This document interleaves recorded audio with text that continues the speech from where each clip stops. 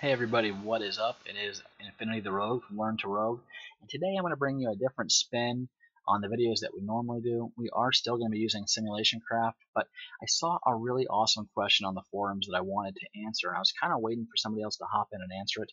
Nobody really gave an answer that I thought was appropriate, so I thought I'd go over it and maybe make a YouTube video on it, and maybe it would answer the question for all the rogues out there.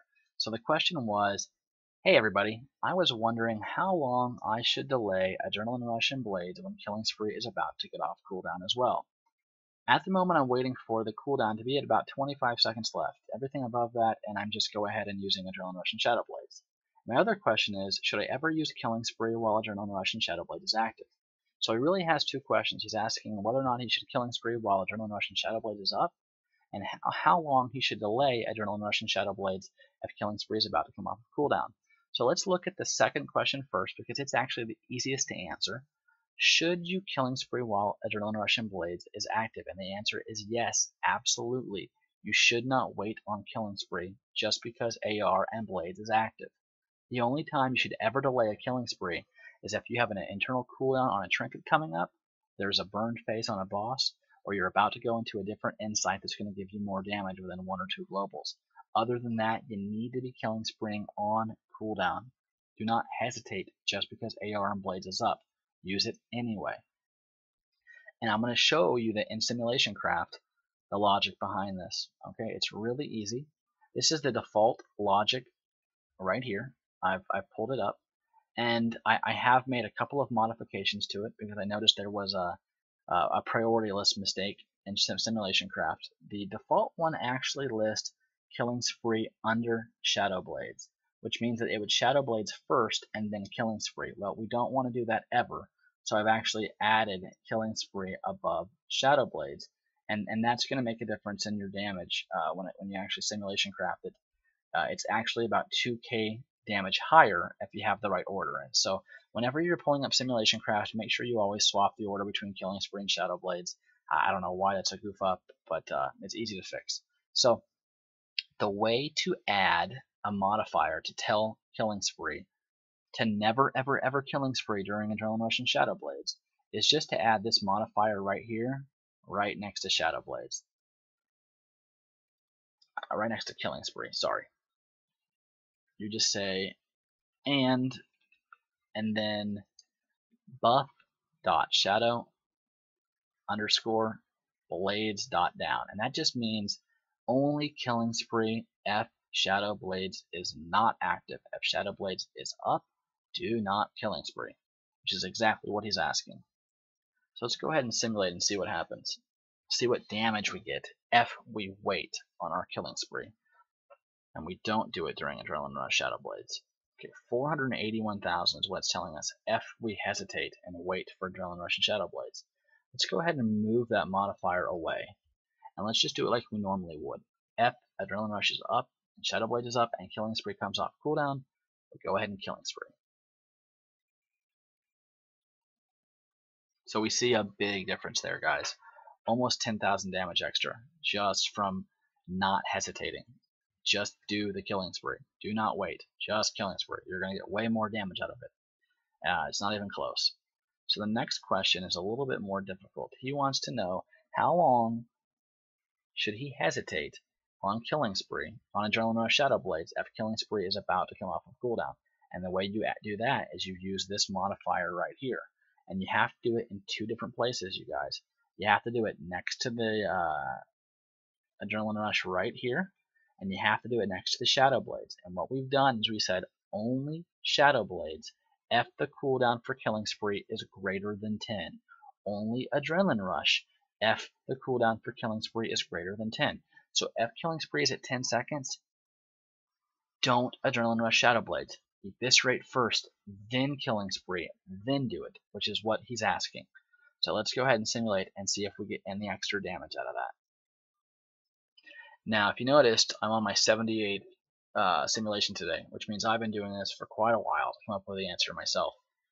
Okay, so what we found out is that if we hesitate on Shadow Blades and Adrenaline Rush, and we actually eviscerate first and then Killing Spree, and then we use our cooldowns, we actually gain almost 2,000 DPS.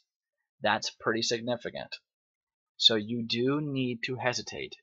If you have 10 seconds on killing spree, don't adrenaline rush shadow blades. Okay?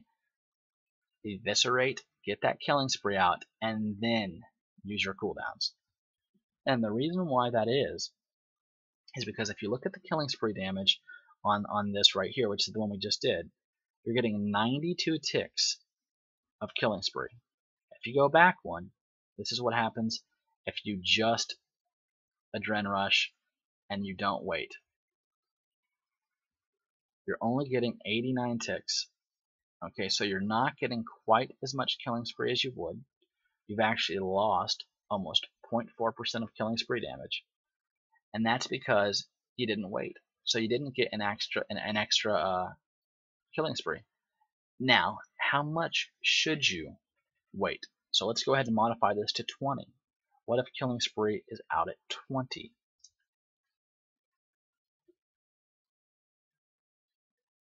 At a certain point, we are going to hit the breaking point where it's just not worth it to wait. We've got to do the cooldowns.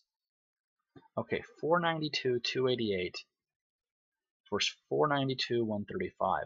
So even at 20 seconds, it's okay to not adrenaline rush and shadow blades. It's actually okay to do 2 eviscerates, then killing spree, and that's because it gets you that extra tick. Now we're getting 94 ticks. Now we're getting 11% of our killing spree damage. And we've actually got an interval of 30 seconds between killing spree, whereas in the past, on this one, go back 2, we were at 31 seconds. So we've actually lowered the time in between our killing sprees by almost an entire second and a half just by waiting just a second to get that killing spree out, and we've raised our damage by almost 1200. So it's not a big difference, but it is noticeable. What happens if you go out to 30 seconds?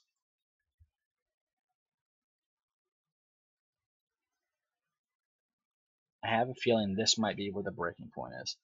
30 seconds seems like quite a bit. That's probably going to cost you an adrenaline rush, shadow blades, and you may not get an extra killing spree out of it. So I am curious to see how this affects it.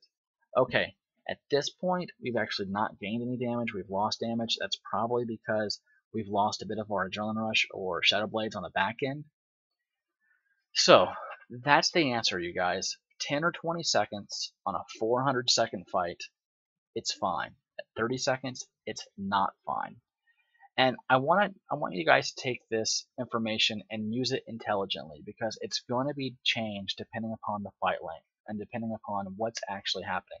If you do this and you end up losing an adrenaline rush or shadow blades on the back end, it wasn't worth it. If you end up doing this and you gain a killing spree, it was worth it. And that's going to be determined by how long the fight is. So you guys are going to have to look at your average kill times for these bosses and realize, is this a 7-minute fight or a 2-minute fight? And you're going to have to use custom fight lengths on the options here to match the boss fight to see whether or not it's worth it. Keep in mind, there's mechanics that are also going to happen throughout the fight that are going to slow you down or speed you up, and you've got to take that into consideration. So you really have to use the simulation craft tool to meet your needs and to do what your guild is doing. Because if your guild is killing something faster than my guild or slower than my guild, my information is not going to work for you. But for the most part, I hope this gives you an idea and at least answers the question that you should be using killing spree during the AR blades, absolutely, and that yes, sometimes if there are 10 or 20 seconds left on the killing spree, it is better to go ahead and wait on those cooldowns and get that extra killing spree out. Hey, this has been another video from Learn to Rogue.